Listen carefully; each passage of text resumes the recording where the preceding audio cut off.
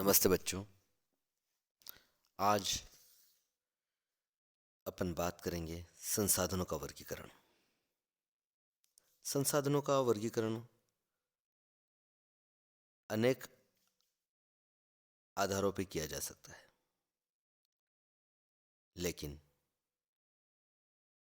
स्ट्रीजर एवं डेविस के अनुसार संसाधनों के दो मुख्य प्रकार हैं: प्राकृतिक संसाधन एवं मानवीय संसाधन। प्राकृतिक पर्यावरण के सभी पदार्थ, तत्व तथा शक्तियां जिन्हें मानव अपने उद्देश्यों की पूर्ति के लिए अपनाता है, प्राकृतिक संसाधन कहलाते हैं। प्राकृतिक संसाधनों में भूमि, मिट्टी, खनिज जिनमें कोयला, पेट्रोलियम, प्राकृतिक गैस, लोहा अयस्क, तांबा, सोना, यूरेनियम, ग्रेनाइट, चूना पत्थर, स्लेट आदि। वन, घास प्रदेश, जीव जंतु, मछली, जल आदि सम्मिलित है। मानव संसाधनों का आकलन दो प्रकार से किया जा सकता है। पहला, जनसंख्या की वास्तविकता मात्रा के आधार पर। दूसरा, जनसंख्या के गुणों के आधार पर। मात्रात्मक अध्ययन में कुल जनसंख्या, वितरण, घनत्व, आयु वर्ग, लिंग संरचना, कार्यशील जनसंख्या आदि का आकलन किया जाता है। गुणात्मक अध्ययन में व्यक्तित्व, शिक्षा, दक्षता, श्रम आदि मूल्यों का विचार किया जाता है, जो किसी देश के आर्थिक विकास को बहुत प्रभावित करते हैं।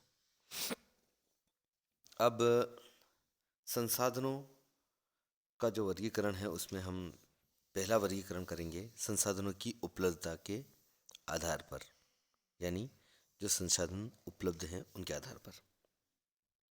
रेनर के अनुसार एक संरक्षणात्मक कार्यक्रम बनाने के लिए प्राकृतिक संसाधनों का एक वर्गीकरण प्रस्तुत किया।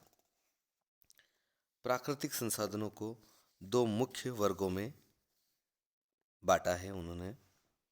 पहला है अक्षयशील, दूसरा है क्षयशील। फिर इन्हें पुनः उपवर्गों में बांटा है।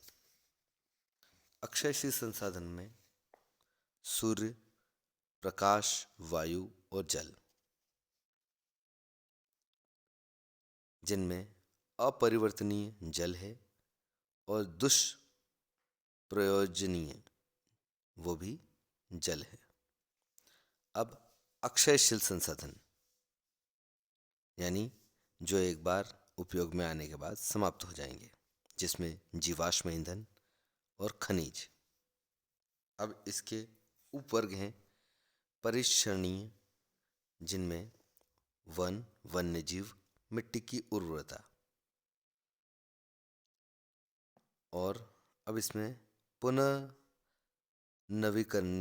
नवीकरणीय यानी रिन्यूएबल, पादप, जंतु, मिट्टी की उर्वरता। अनवीकरणीय, जिसमें वन्य जीव। अपरिक्षरणीय, अधिकांश खनिज।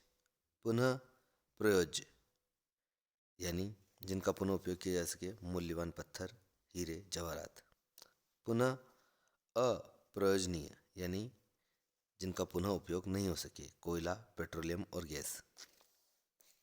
दूसरा जो विभाजन है वो है संसाधनों के वितरण एवं बारंबारता पर आधारित वर्गीकरण। जिमरमैन ने संसाधनों का वर्गीकरण उनके वितरण, मात्रा और बारंबारता के आधार पर निम्नवत किया है। सर्वगत या सर्वसुलभ संसाधन, जैसे वायुमंडल में नाइट्रोजन आदि गैसें, यानी ये क्या है, सर्वसुलभ है, यानी आसानी से उपलब्ध। सामान्य सुलभ संसाधन, जैसे कृषि योग्य भूमि, मिट्टी, जल, चारण भूमि आदि। विरल संसाधन, यानी कुछ ही स्थानों पर उपलब्ध संसाधन, जैसे टीन, यूरेनियम, तांबा आदि। चौथा है एकल संसाधन, एक ही स्थान पर उपलब्ध संसाधन, जैसे क्रायोलाइट धातु जो प्राकृतिक रूप से केवल ग्रीनलैंड में मिलती है।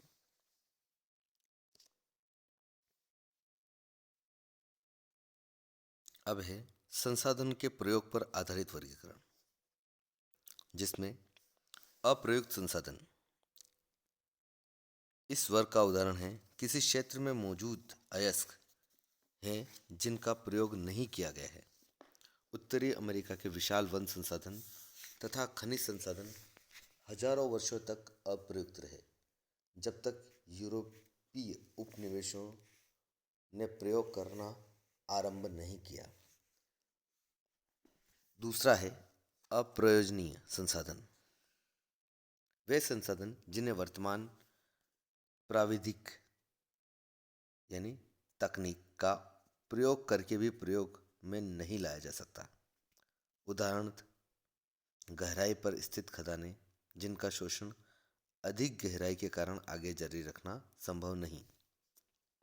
तीसरा है विभव या संभाव्य संसाधन, वे संसाधन जिन्हें निकट भविष्य में विकसित तथा प्रयुक्त किया जा सकता है।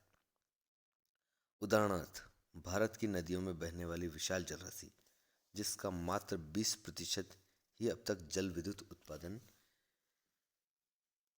में प्रयोग हुआ है।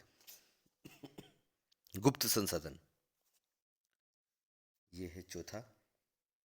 बहुत से संसाधन ऐसे हैं जिनका मानव को ज्ञान नहीं है, इन्हें गुप्त संसाधन कहा जाता है।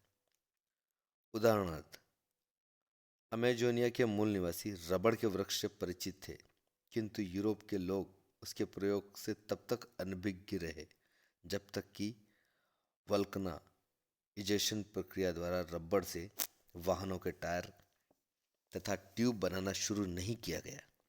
इसी प्रकार पेट्रोलियम 18वीं शताब्दी तक अज्ञात गुप्त ही रहा, जब तक कि दोहन योग्य इंजन एवं डिस्टिल करने की प्रक्रिया का विकास नहीं हुआ। यूरेनियम गुप्त संसाधन का अन्य उदाहरण है जो विघटन की प्राविधिक यानी तकनीक विकसित होने से के पूर्व अज्ञात ही रहा। सभ्यता का विकास होने के पूर्व तांबा और लोहा भी गुप्त संसाधन ही थे।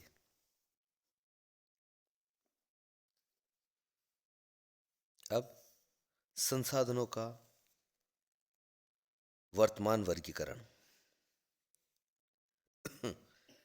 आज के समय में प्राकृतिक, मानवीय तथा सांस्कृतिक पहलुओं का इतना अधिक जटिल अंतर मिश्रण हो गया है कि अनेक नए संसाधन विकसित हो गए हैं। संसाधनों को 3 वर्गों में रखा जाता है। पहला है प्राकृतिक संसाधन, दूसरा है सांस्कृतिक संसाधन और तीसरा है मानवीय संसाधन। पहला, प्राकृतिक संसाधन। यह संसाधन प्राकृतिक पर्यावरण में सरलता से मिलते हैं, जैसे मिट्टियाँ, जल, वन, वन्य जीवन, खनिज आदि। प्रकृति ने ये संसाधन मानव को उपहार स्वरूप दिए हैं, जिनके द्वारा मानव अपनी संस्कृति का विकास किया है। सांस्कृतिक संसाधन, मानव अपने प्राकृतिक पर्यावरण के संसाधनों का प्रयोग प्रविधिक यानी तकनीक की सहायता से करता है तथा सांस्कृतिक पर्यावरण का निर्माण करता है। कृषि, उद्योग, अवसंरचना के संसाधन प्राकृतिक संसाधन है। तीसरा, मानवीय संसाधन। मानव जो संसाधनों का निर्माण तथा उपयोग करता है तथा सांस्कृतिक का निर्माण करता है, स्वयं सबसे बड़ा संसाधन है। जिमरमैन के अनुसार मानवीय संसाधन सबसे अधिक गतिशील, शक्तिशाली तथा सबसे मूल्यवान है, क्योंकि वे ही संसाधन निर्माण प्रक्रिया में उत्पादन है। वे ही इस प्रक्रिया के अंतिम मूल्यों का निर्धारण करते हैं। आज के लिए इतना ही।